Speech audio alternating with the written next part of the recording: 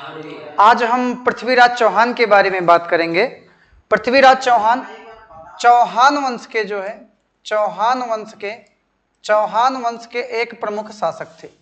पृथ्वीराज चौहान जो है चौहान वंश के एक प्रमुख शासक थे और इन्होंने जो है कन्नौज के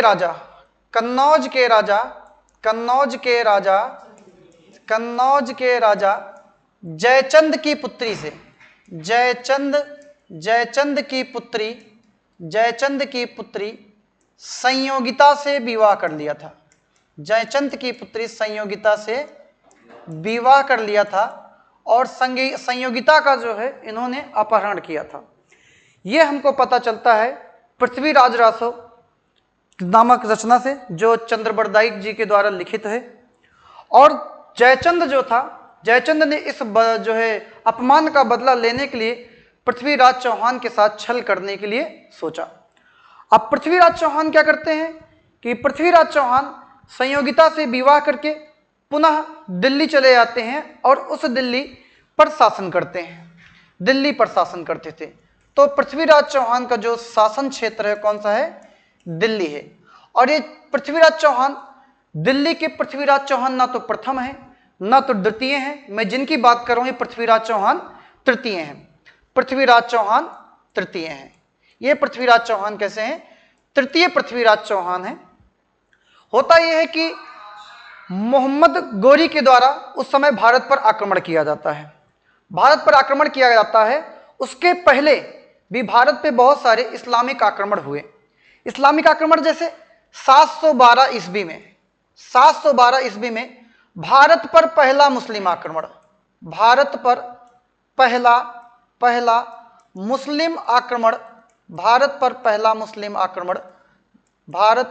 मुस्लिम आक्रमण मोहम्मद बिन कासिम के द्वारा किया जाता है। किसके द्वारा? मोहम्मद बिन कासिम के द्वारा किया जाता है। परंतु उस समय राजस्थान जो अरबों के आने का प्रमुख एक रास्ता हुआ करता था, परंतु राजस्थान में क्या होता है कि राजस्थान का एक राजा रहता है, उसका नाम रहता है मानमोरी। क्या नाम रहता है? राजस्थान का राजा रहता है। ये होता हमारा राजस्थान, देखा जाए तो मैप में ये होता है राजस्थान। इस रास्ते में शासन करता रहता है मानमोरी क्या करता है कि मोहम्मद बिन कासिम के आक्रमण का कोई जवाब नहीं देता है, जिससे गुजरात के गहलोत वंश के शासक बप्पा रावल ने मानमोरी को पराजित किया और चित्तौड़गढ़ दुर्ग पर अपना अधिकार जमा लिया। चित्तौड़गढ़ दुर्ग पर अधिकार जमाने के बाद क्या होता है कि मानमोरी को शासन से वहां से हटा दिया जाता है। चित्तौड़गढ़ दुर्ग पर अब राजपूतों का कब्जा हो जाता है, जिसे राजस्थान का गौरव कहा जाता है। उस दुर्ग की इतनी लंबाई कि चित्तौड़गढ़ दुर्गों का राजा अंबर सी ऊंचाई, उसके लिए एक लाइन है कि चित्तौड़गढ़ दुर्गों का राजा अंबर सी ऊंचाई, पैदल घूमो तो उम्र गुजर जाए, इतनी लंबाई और लंबाई से भी बड़ी थी रावल की प्रभुताई के आगे खिलजी विवश दिखाई पड़ता। और उसके बाद किला भेद लेने वाली पंडित नीतियां करता। ज्यों ही सैनिक बढ़े तैसे ही अलाउद्दीन खिलजी ने बोला कि किला सम्मुख है, दरवाजा तोड़ो और अंदर घुस जाओ, मेवाड़ मान पद्मिनी को मेरे सम्मुख ले आओ। ज्यों ही सैनिक बढ़े सभी का सहसा मन अकुलाया, किला नहीं था सम्मुख उनको, काल खड़ा दिखलाया। सैनिक बोले माफ करो हम अंदर ना जाएंगे, है विशाल दरवाजा इसको तोड़ नहीं पाएंगे, तोड़ पाए तो महाराज हम अपना कफन सिलेंगे। किले के अंदर सोए हुए मेवाड़ी सिंह मिलेंगे, सोए शेर जगेंगे तो सबकी रूह हिलेगी, कितनी भी तेज भाग लेना पर दिल्ली नहीं मिलेगी, वक्त अभी झुकने का है मेरे आका झुक जाओ, सबकी खैर चाहते हो तो बाहर ही रुक जाओ। तो ऐसी घटनाएं चित्तौड़गढ़ के बारे में हुई। चित्तौड़गढ़ क्या होता है कि चित्तौड़गढ़ को राजा बप्पा रावल के द्वारा कब्जा कर लिया जाता। उसके बाद बप्पा रावल मोहम्मद बिन कासिम को 712 ईस्वी से मारते हैं और मारते हुए इसको अरब तक खदेड़ कर आते हैं। अरबों का आगे चल के भारत पे लगभग 500 साल आक्रमण करने का कोई भी मन नहीं बनता है।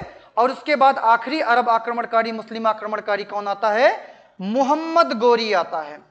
मोहम्मद गोरी आता है 1191 में, आता है 1191 में। और 1191 की उस तराइन की प्रथम लड़ाई में पृथ्वीराज चौहान ने मोहम्मद गोरी को हरा दिया।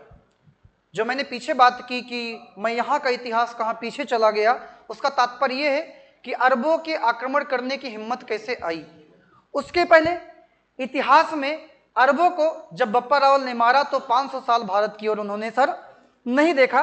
तो क्या होता है कि जब 1191 में मोहम्मद गोरी तराइन के मैदान में आते तो पृथ्वीराज चौहान उसे परास्त करते हैं और उसको क्षमा करके छोड़ देते हैं, क्षमा करके छोड़ देते हैं। लेकिन पुनः 1192 तराइन की द्वितीय लड़ाई, कब? 1192 ईस्वी में जब मोहम्मद गोरी आता है तो मोहम्मद गोरी किसी के हौसलों के द्वारा ही देने जाने पर वो आता है, क्योंकि हमेशा बिना किसी घर के कहावत की घर का भेदी लंका ढावे।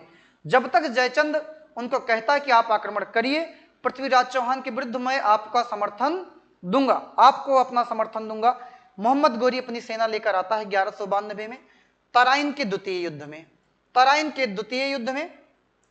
के द्वितीय युद्ध में और पृथ्वीराज चौहान की इसमें पराजय हो जाती है। पराजय होने के बाद पृथ्वीराज चौहान को बंदी बना लिया जाता है।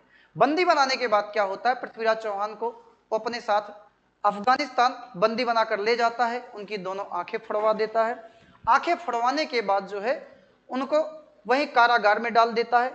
फिर यहाँ पर हो जाता है अपने गुलाम मोहम्मद गोरी अपने गुलाम कुतुबुद्दीन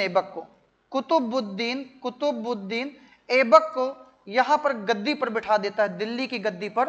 और दिल्ली पर यहीं से शुरू होता है, ये इसका एक गुलाम था कुतुबुद्दीन ऐबक, यहीं से शुरू होता है दिल्ली में गुलाम वंश का शासन क्रम, यहीं से शुरू होता है दिल्ली में गुलाम वंश का शासन क्रम। वही गुलाम वंश का कुतुबुद्दीन धीरे धीरे करके अपनी शासन सत्ता को फैलाता है। पृथ्वीराज चौहान बंदी बनाए हुए रहते हैं अफगानिस्तान में। भारत से मिलने के लिए उनके पास जाते हैं चंद्रबरदाई जी, चंद्रबरदाई जी जाते हैं वहां पर अफगानिस्तान में पृथ्वीराज चौहान को बंदी बने हुए देखते हैं। मोहम्मद गोरी से आग्रह करते कि आपने तो बहुत सारी विशेषताएं देखी होंगी, परंतु मेरे राजा की एक विशेषता आपने नहीं देखी। इतिहास में दो ही व्यक्ति ऐसे हुए जो शब्द वेदी बाण चलाते, अर्थात शब्दों को सुनकर बाण चला लेते। कौन? एक थे राजा दशरथ, जिन्होंने शब्द वेदी बाण से श्रवण कुमार को मारा था, और एक थे हमारे राजा पृथ्वीराज चौहान। अब पृथ्वीराज चौहान क्या होता है, तो मोहम्मद गोरी इसी शर्तों को मान जाता है कि हाँ ठीक है, हम आपके राजा की काबिलियता देखेंगे। और पृथ्वीराज चौहान को लाया जाता है कि आप अपने राजा की काबिलियता दिखाइए। पृथ्वीराज चौहान अपनी सारी काबिलियता की परीक्षण में जो है सफल होते हैं। वैसे ही चंद्रबरदाई कहता है कि राजा जी, इससे बढ़िया मौका कोई बदला लेने का नहीं है। और मोहम्मद गोरी बैठा है कहाँ? ऊपर बैठा हुआ है और आप देख सकते नहीं हैं, लक्ष्य भेदेंगे कैसे? तो कहते हैं आपको तो संस्कृत आती ना चंद्रबरदाई जी, चंद्रबरदाई जी आप कोई ना कोई हिंट दीजिए, मैं मोहम्मद गोरी को यहीं पर ढेर कर दूं। ये घटना हमको मिलती कहाँ से? इतिहास में मोहम्मद गोरी की मृत्यु की दो रहस्यमयी बातें हैं, लेकिन चंद्रबरदाई की पुस्तक के हिसाब से जो रहस्य है, जो चंद्रबरदाई की पुस्तक कहती है कि मोहम्मद गोरी इतनी ऊंचाई पर बैठा हुआ था जिसकी ऊंचाई ऐसे थी कि 4 बांस 24 गज, 4 बांस 24 गज, अंगुल अष्ट प्रमाण, ता ऊपर सुल्तान बैठा मच चुके चौहान।